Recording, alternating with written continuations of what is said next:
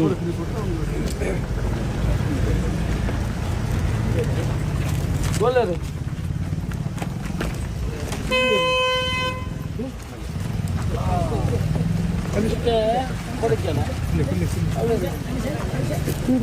రాధమ్మయ్య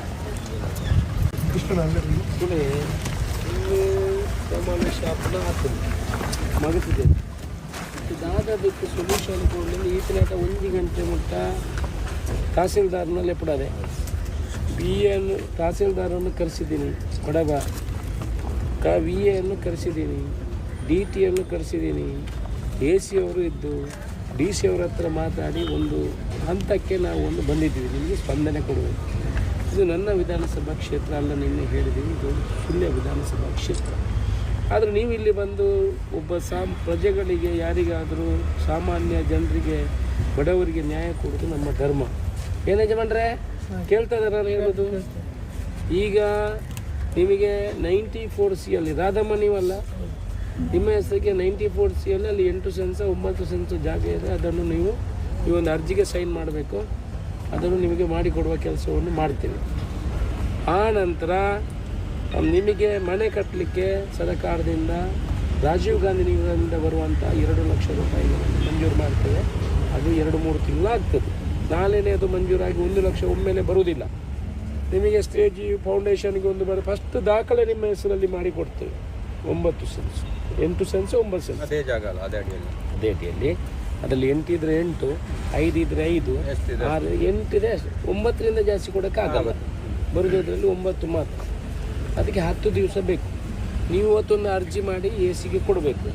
ಆನಂತರ ಅದು ಪರಿಶೀಲನೆಗೆ ಅರ್ಜಿ ಹಾಕಿ ಅದನ್ನು ತಂದು 1 ವಾರ ಟೈಮ್ ಹೇಳಿದ್ದೀನಿ. 10 ದಿವಸ ನಮಗೆ ಬೇಕು. ಆ ಕಡೆ ಈ ಕಡೆ ಮತ್ತು ನೀವು ಪುನಃ ಅದನ್ನು ನಮ್ಮ ಹತ್ರ ನೀವು ಹೇಳಿದ್ದಾರೆ ಅಂತ ಹೇಳುವ 10 ದಿವಸದಲ್ಲಿ ನಿಮಗೆ ಅದನ್ನು ಮಾಡಿಕೊಡುವ ಕೆಲಸವನ್ನು ನಾವು ಮಾಡ್ತೇವೆ. ಆನಂತರ ಮನೆ ಕಟ್ಟಲಿಕ್ಕೆ 3-4 ತಿಂಗಳು 2 ಲಕ್ಷ ಬಂದರೆ ಫೌಂಡೇಶನ್ ಸ್ಟೇಜು ಎಲ್ಲ ಕಟ್ತಾರಲ್ಲ ಅದೇ ರೀತಿಯೇ ಬರ್ತದೆ. ನೀವು ಬೇಗ ಬೇಕಾದರೆ ನಿಮಗೆ ಬೇಕಾಗುವಂಥ ಇದನ್ನು ಕಟ್ಟಿಕೊಂಡು ಸ್ಟೇಜ್ ಕಟ್ಟಿಕೊಂಡು ಬರ್ಬೋದು. ನಿಮ್ಮಲ್ಲಿ ಅಲ್ಲಿ ಸುಳ್ಯದಲ್ಲಿ ಅವರಿಗೆ ಮನೆ ಕಟ್ಟಲಿಕ್ಕೆ ಆ ಜಾಗ ಅವರಿಗೆ ಅನುದಾನ ಅಲ್ಲಿಂದ ಬಂದಿಲ್ಲ ಅಂತಾದರೂ ನಾನು ಮಿನಿಸ್ಟರ್ ಹತ್ರ ಮಾತಾಡಿ, ಜಮೀರ್ ಅವರ ಹತ್ರ ಮಾತಾಡಿ, ವಸತಿ ಸಚಿವರ ಹತ್ರ ಮಾತಾಡಿ ಸ್ಪೆಷಲ್ ಕೇಸಲ್ಲಿ ನಿಮಗೆ ಒಂದು ಮನೆ ಕೊಡಿಸುವಂಥ ಕೆಲಸವನ್ನು ಮಾಡ್ತೇನೆ. ಇದಕ್ಕೆ ನೀವು ಒಪ್ಪಬೇಕು. ಇದಕ್ಕಿಂತ ಹೆಚ್ಚು ನಾನು ಮಾಡಲಿಕ್ಕೆ ಏನೂ ಸಾಧ್ಯ ಇಲ್ಲ. ಅದಕ್ಕೆ ನಿಮ್ಮ ಜಾಗ ನಿಮ್ಮ ಹೆಸರಿಗೆ ಆಗ್ತದೆ. ಮನೆ ಕಟ್ಟಲಿಕ್ಕೆ 2 ಲಕ್ಷ ರೂಪಾಯಿ ಅಂದಾಜು ದುಡ್ಡು ಬರ್ತದೆ. ಅದಕ್ಕೆ ನೀವು ಒಪ್ಪಿ ಇದನ್ನು ಸರಿ ಅಂತ ಹೇಳಿದರೆ ನಿಮ್ಮ ಅಧಿಕಾರಿಗಳನ್ನು ಕರೆದು ಕೂಡ ನಿಮಗೆ ಭರವಸೆಯನ್ನು ಕೊಡುವಂಥ ಕೆಲಸವನ್ನು ಎ.ಸಿ.ಯ ತಹಸೀಲ್ದಾರ್ ಮುಖಂದು ಭರವಸೆಯನ್ನು ಕೊಡುವ ಕೆಲಸ ಮಾಡ್ತೀನಿ. ಜವಾಬ್ದಾರಿಯನ್ನು ನಾನು ತಗೊಳ್ತೀನಿ. ನಿಮ್ಮ ಮೇಲೆ ಭರವಸೆ ಆಗ್ತದಾ? ನನಗೆ 500 ಜನ ಅಲ್ಲಿ ಕಾಯ್ತಾರೆ. ಅದಕ್ಕೆ ಬೇಗ ಹೋಗಬೇಕು. ಏನೊಂದು ಬೊಂಡಕ್ಕೆ ಹೋಗಪ್ಪ, ಏನಾದರೂ ಕುಡಿಲಿಕ್ಕೆ ಬೊಂಡ ಇದು ಸರ್. ಈಗ ನಷ್ಟ ಮಾಡಿದಾರ, ಅನ್ಯಾಯ ಮಾಡಿದಾರ, ಅವ್ರ ವಿರುದ್ಧ ಏನು ಕ್ರಮ? ಕರೆಂಟಿಂದು ವೈರಿಂಗ್ ಆರ್ಡ್ರ್ ಕೊಟ್ಟು ಇವತ್ತು ಹೇಳಿದ್ರೆ ನಮ್ಮ ಒಂದು ಶೆಟ್ ಇದೆ, ಅದಕ್ಕೊಂದು ಕರೆಂಟ್ ನಾವೊಂದು ಮೊಬೈಲ್ ಚಾರ್ಜ್ ಮಾಡೋದು ಕಡೆಯಲ್ಲಿ ಕರೆಂಟ್ ಬೇಕಲ್ಲ. ನಾಳೆನೇ ಕೊಡ್ಲಿಕ್ಕೆ ಆಗುದಿಲ್ಲ, 1 ದಿವಸ 2 ದಿವಸ ಹೋಗಿ ನಾಳೆನೇ ಆಯ್ತು ಕೊಡಿಸ್ತೀನಿ. ಕರೆಂಟ್ ಎಲ್ಲ ಕೊಡಿಸ್ತೀನಿ. ಈಗ ಏನು ತಪ್ಪು ಮಾಡಿದ್ದಾರಲ್ಲ ಅವ್ರ ವಿರುದ್ಧ ಏನು ನೋಡಿ, ಕೋರ್ಟ್ ಆದೇಶ ಪ್ರಕಾರ ಅವರು ಡೆಮಾಲಿಷ್ ಮಾಡಿದ್ದಾರೆ. ಅದರಲ್ಲಿ ಸ್ವಲ್ಪ ಕನ್ಫ್ಯೂಷನ್ ಇದೆ. ಅಂದರೆ ನಿಮಗೂ ಬೇರೆ ದಾಖಲೆಗಳಲ್ಲಿ ಇಲ್ಲ. ಈಗ ರಾಧಮ್ಮ ಇವರು, ಇನ್ನೊಬ್ಬರು ಹೆಸರೇನು ರೇಣುಕಾ ಕೂಡ ಮನೆಯಲ್ಲಿದ್ದಾರೆ. ಅಲ್ಲ, ಈಗ ನೀವು ಇಲ್ಲ ಅಂತಾದರೂ ಯಾವತ್ತು ಅವರು ಇನ್ಸ್ಪೆಕ್ಷನ್ ಮಾಡಲಿಕ್ಕೆ ಬರುವಾಗ ಮನೆ ಕಟ್ತಾ ಇರುವಾಗ ರೇಣುಕಾ ಅದರಲ್ಲಿ ಇದ್ದರು. ಅದರ ಬಗ್ಗೆ ನಾವು ಚರ್ಚೆ ಮಾಡಲಿಕ್ಕೆ ಹೋಗೋದಿಲ್ಲ. ಇನಿಷಿಯಲ್ ರಿಪೋರ್ಟು ಪೊಲೀಸ್ ರಿಪೋರ್ಟಲ್ಲಿ ಅವರ ಹೆಸರಲ್ಲಿದೆ. ಆನಂತರ ನೀವು ಅಲ್ಲಿ ನಿಮಗೂ ಏನು ದಾಖಲೆಗಳಿಲ್ಲ. Aadhaar card, voter I D ಬಿಟ್ಟರೆ ನಿಮ್ಮ ಹತ್ರ ಯಾವ ದಾಖಲೆಗಳು ಆ ಜಾಗಕ್ಕೆ ಇಲ್ಲ. ಆದರೂ ನೀವು ಬಡವರು ಅನ್ನುವ ದೃಷ್ಟಿಕೋನ ಇಟ್ಕೊಂಡು ನೀವು ಅಲ್ಲಿ ಮನೆ ಇಟ್ಟಿದಂತೆ ನಾನು ಅಧಿಕಾರಿಗಳಿಗೆಲ್ಲ ಹೇಳಿ ಅದನ್ನು ಮಾಡಿಕೊಡಬೇಕು. ಇಲ್ಲ ಅಂತಾದರೆ ನಾನು ನಿಮ್ಮ ಜೊತೆ ಬಂದು ಸೈಕ್ ಕೊಡ್ತೇನೆ ಅಂತ ಅವ್ರ ಹತ್ರ ಹೇಳಿದ್ದೇನೆ. ನಾನು ಬರ್ತೇನೆ ನಿಮ್ಮ ಜೊತೆ. ತಹಸೀಲ್ದಾರ್ ಮನೆ ಮುಂದೆ, ಪುತ್ತೂರು ಎ ಸಿ ಕಚೇರಿಯಲ್ಲ, ತಹಸೀಲ್ದಾರ್ ಕಚೇರಿ ಮನೆ ಮುಂದೆ, ತಹಸೀಲ್ದಾರ್ ಕಚೇರಿ ಮುಂದೆ ನಾನು ಕೂಡ ಕೂಡ್ತೀನಿ ಅಂತ ಹೇಳಿದೆ. ಅದರಿಂದ ನಿಮಗೆ ಜಾಗ ನಿಮ್ಮ ಹೆಸರಿಗೆ ಮಾಡಿಕೊಡ್ತೇವೆ.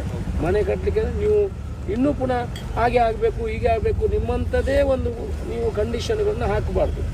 ತೊಂದರೆ ಆಗಿದೆ, ನಿಮ್ಮ ಜಾಗ ನಿಮ್ಮ ಹೆಸರಿಗೆ ಆಗ್ತದೆ, ಅದನ್ನು ನೀವು ಮಾಡಿಕೊಂಡು ಒಳ್ಳೆಯ ಜೀವನವನ್ನು ಮಾಡಿ ಅಂತ ನಾನು ನಿಮಗೆ ಹೇಳ್ತೇನೆ. ಓಕೆ, ಅದು ಅಷ್ಟು 15 ಸೆಂಟ್ಸ್ ಇರ್ಬೋದು ಸರ್. ಅದು ಅಷ್ಟನ್ನು ಒಂದು ಮಂಜೂರು ಮಾಡಿ ಕೊಡೋದು. ಅಷ್ಟು ಅಂತ ಹೇಳಿದ್ರೆ ಮ್ಯಾಕ್ಸಿಮಮ್ 9 ಸೆನ್ಸ್ ಕಿಸಿ ಮಾಡಿದ್ದೀರಿ ಫುಲ್ ಕಿಸಿ. ಮ್ಯಾಕ್ಸಿಮಮ್ ಅರ್ಜಿಯಲ್ಲಿ ಆಗೋದು 9 ಸೆನ್ಸ್, ಅದಕ್ಕಿಂತ ಜಾಸ್ತಿ ಆಗೋದಿಲ್ಲ. ಮತ್ತು ಮುಂದೆ ಬರುವಾಗ ನೀವು ಕೃಷಿ ಮಾಡಿದರೆ ಅದನ್ನು ಮಾಡ್ಕೊಳ್ಬೋದು, ನಿಮಗೆ ಬಿಟ್ಟದ್ದು. ಈಗ ನಿಮಗೆ ಕೊಟ್ಟಿರುವಂಥ ಅರ್ಜಿಯಲ್ಲಿ ನಿಮಗೆ ಸಿಗೋದು 9 ಸೆನ್ಸು, ಜಾಸ್ತಿ ಆದರೆ ಕಡಿಮೆ ಅಷ್ಟು ಕೊಡ್ಬೋದು. ಗೊತ್ತಾಯ್ತಾ? ಇದಕ್ಕೆ ಒಪ್ಪಿಗೆನಾ ನಿಮ್ಮದು? ಒಪ್ಪಿಗೆ ಯಜಮಾನ್ರೆ, ಒಪ್ಪಿಗೆ? ನೀವು ಇರುವಾಗ ನಾವು ಏನು ನೀವು ಮಗ ಅಲ್ಲ, ಒಪ್ಪಿಗೆ. ಇನ್ನೊಬ್ರು ನಿನ್ನ ಇದ್ರಲ್ಲ, ಒಪ್ಪಿಗೆ. ಸರಿ ಕೊಡಿ ಕ್ಯಾಶ್. ಎ ಸಿ ಮತ್ತು ತಹಸೀಲ್ದಾರ್ ಹೇಳಿ.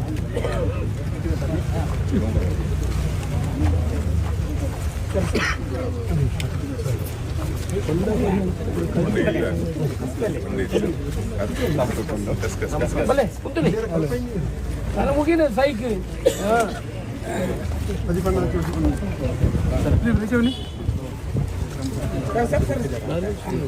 ಹಲೋ ನಿತಿನ್ರ, ಕೆಳಗೆ ಬರ್ಬೇಕಂತೊಮ್ಮೆ. ಎಸ್. MLA ಅಶೋಕ್ ರೈ ಅವರಿಗೆ MLA ಅಶೋಕ್ ರೈ ಅವರಿಗೆ MLA ಅಶೋಕ್ ರೈ ಅವರಿಗೆ ಬಡವರ ಬಂದ MLA ಅಶೋಕ್ ರೈ ಅವರಿಗೆ ಎ ಸಿ ಮತ್ತು ತಹಸೀಲ್ದಾರ್ ಕರೀರಿ ಒಮ್ಮೆ. ಇಬ್ಬರು ಸರ್ ಎ ಸಿ ಕಡಬ ತಹಸೀಲ್ದಾರ್.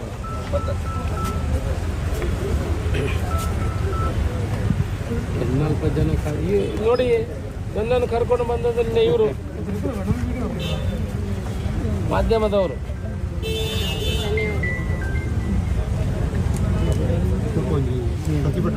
ಮೇಘ ಪಾಲೆತ್ತಾಡಿ ಅವರು ನಿನ್ನೆ ನನ್ನನ್ನು ಬಂದು ಇಲ್ಲಿಗೆ ಬಡವರು ಕೂತಿದ್ದಾರೆ, ಅವರಿಗೆ ನ್ಯಾಯ ಕೊಡುವಂಥ ಕೆಲಸ ನೀವು ಮಾಡಬೇಕು, ನಿಮ್ಮ ಕೈಯಿಂದ ಆಗ್ತದೆ ಅಂತ ಹೇಳಿದವರು ಮೇಘ ಪಾಲೆತ್ತಾಡಿ ಅವರು ಹೇಳಿ ಮಾಧ್ಯಮದವರು ನನ್ನನ್ನು ಇಲ್ಲಿ ಕರ್ಕೊಂಡು ಬಂದಿದ್ದಾರೆ. ಅವರಿಗೊಂದು ಧನ್ಯವಾದ ಹೇಳಬೇಕು.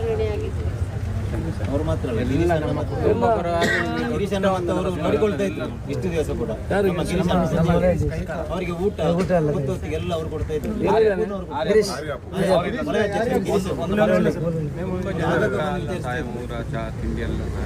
ಅವರು ನಮ್ಮ ವಲಯಾಧ್ಯಕ್ಷರು ಮತ್ತೆ ಇವರು ಡೈಲಿ ಇಲ್ಲೇ ಅವರನ್ನು ಅಬ್ಸರ್ವ್ ಮಾಡ್ತಾ ಇದ್ರು. ಹೊತ್ತಿಗೆ ಅವ್ರಿಗೆ ಏನು ಬೇಕು ಅವರೇ ಕೂಡಿಸಿದಲ್ಲ.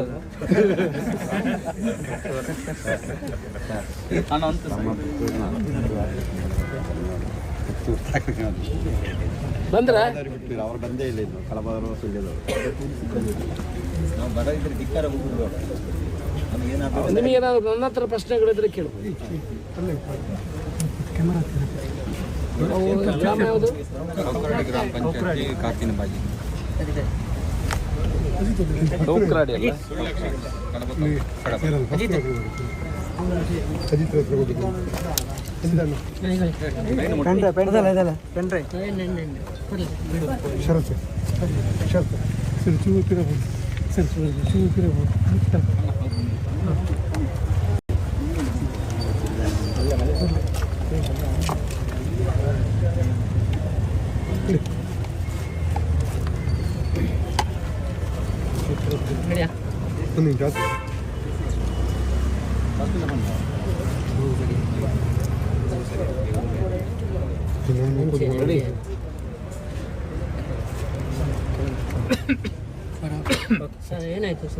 ಕಡಬ ತಾಲೂಕಿನ ಸುಳ್ಯ ವಿಧಾನಸಭಾ ಕ್ಷೇತ್ರದ ಕೌಕ್ರಾಡಿ ಎಂಬಲ್ಲಿ ಒಂದು ಬಡ ಕುಟುಂಬ ಸರಕಾರಿ ಜಾಗದಲ್ಲಿ ಮನೆ ಮಾಡಿ ಕೂತಿದ್ರು.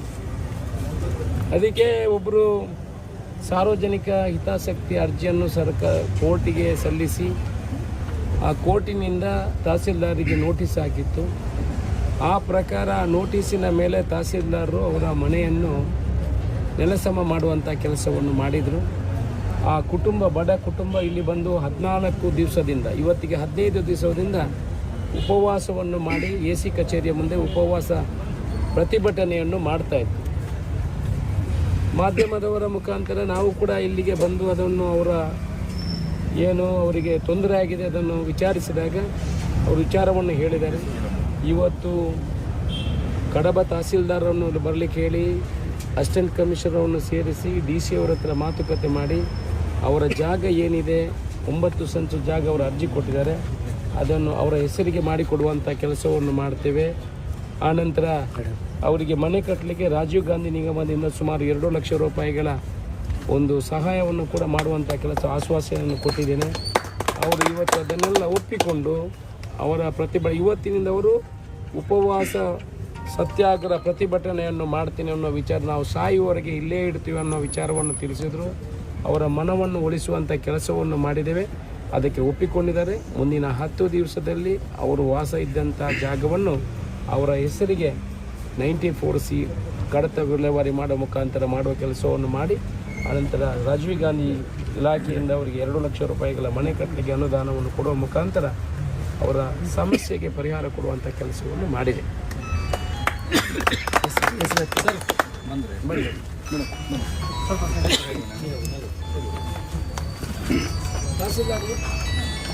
ಅವರು ಬರಲಿಲ್ಲ ಸರ್, ಬಂದಿಲ್ಲ. ಈಗ ಇವರು ತಹಸೀಲ್ದಾರ್ ಬಂದ್ರ ಎಲ್ಲಿದ್ದಾರೆ? ಹಾಂ, ಈಗ ಇವರು ಮೊನ್ನೆಯಿಂದ ಸ್ಟ್ರೈಕ್ ಮಾಡ್ತಾ ಇದ್ದಾರೆ. ಅವರಿಗೆ ನಾವು ಚರ್ಚೆ ಮಾಡಿದ ಪ್ರಕಾರ ಅವ್ರದ್ದು ಅರ್ಜಿ ಇದೆ. ಆ ಅರ್ಜಿಯನ್ನು ಪರಿಶೀಲನೆ ಮಾಡಿ ಅವರಿಗೆ 94Cಯಲ್ಲಿ ಆ ಜಾಗವನ್ನು ಮಂಜೂರು ಮಾಡಲಿಕ್ಕೆ ಕ್ರಮ ತಗೊಳ್ತೀವಿ ಅಂತ ನಾನು ಭರವಸೆಯನ್ನು ಅವರಿಗೆ ಕೊಟ್ಟಿದ್ದೇನೆ. ನೀವು ನಿಮ್ಮ ಹತ್ರ ಕೂಡ ನಾವು ಮನವಿಯನ್ನು ಮಾಡಿಕೊಂಡಿದ್ದೀವಿ. ಆ ತಹಸೀಲ್ದಾರನ್ನು ಕೂಡ ನಾವು ಕರೆದು ಮಾತಾಡಿದ್ದೀವಿ. ಅದಕ್ಕೆ ಆ ಇಲಾಖೆಯವರು ಕೂಡ ಒಪ್ಪಿಕೊಂಡಿದ್ದಾರೆ. ರಾಜೀವ್ ಗಾಂಧಿ ನಿಗಮದಿಂದ ಅವರಿಗೆ 2 ಲಕ್ಷ ರೂಪಾಯಿಯನ್ನು ಮಂಜೂರು ಮಾಡುವ ಜವಾಬ್ದಾರಿಯನ್ನು ನಾನು ತಗೊಂಡಿದ್ದೀನಿ. ಬಡ ಕುಟುಂಬದವರು, ಪರಿಶಿಷ್ಟ ಜಾತಿಯವರು, ಅದರಿಂದ ಅವರಿಗೆ ನ್ಯಾಯ ಕೊಡುವುದು ಅಧಿಕಾರಿಗಳಿಗೆ ಮತ್ತು ನಮ್ಮ ಜನಪ್ರತಿನಿಧಿಗಳಿಗೆ ಇರುವಂಥ ಕರ್ತವ್ಯ. ಆ ಮುಖಾಂತರ ನಾವೊಂದು ಕಾನೂನಾತ್ಮಕವಾಗಿ ಏನು ಮಾಡ್ಬೋದು ಅನ್ನೋ ವಿಚಾರಕ್ಕೆ ನೀವು ಅದಕ್ಕೆ ಒಪ್ಪಿಗೆಯನ್ನು ಕೊಟ್ಟಿದ್ದೀರಿ. ಕಾನೂನು ಪ್ರಕಾರ ಇದ್ದರೆ ನಾನು ಖಂಡಿತ ಅದನ್ನು ಮಾಡಿಕೊಡ್ತೀನಿ, ಡೈರೆಕ್ಷನ್ ಕೊಡ್ತೀನಿ ಅಂತ ನೀವು ಹೇಳಿದ್ದೀರಿ. ನಾವು ಕೂಡ ಅದಕ್ಕೆ ಪೂರಕವಾಗಿ ಅವರಿಗೆ ಹೇಳುವಂಥ ಕೆಲಸವನ್ನು ಮಾಡಿದರೆ ಅದಕ್ಕೆ ಅವ್ರು ಒಪ್ಪಿಕೊಂಡಿದ್ದಾರೆ. ಅವರಿಗೆ ಈಗ ಜ್ಯೂಸ್ ಕೊಡೋ ಮುಖಾಂತರ ಅವರ ಪ್ರತಿಭಟನೆಯನ್ನು ಹಿಂದೆತ್ತಿಕೊಳ್ಳುವಂಥ ಕೆಲಸವನ್ನು ಅವರು ಮಾಡ್ತಾರೆ. ನಿಮಗೂ ಗೊತ್ತಿರಲಿ ಅಂತ ನಿಮ್ಮನ್ನು ಕರೆದು ನಿಮಗೆ ಒಂದು ಹೇಳುವಂಥ ಕೆಲಸವನ್ನು ಮಾಡ್ತೀವಿ. ನಿಯಮ ಪ್ರಕಾರ ಏನು ಮಾಡಬೇಕು ಸರ್? ನಾನು ಎಸ್ ಬಿಡಿರಿ, ಬರೋಡತ್ತ ಹಾಂ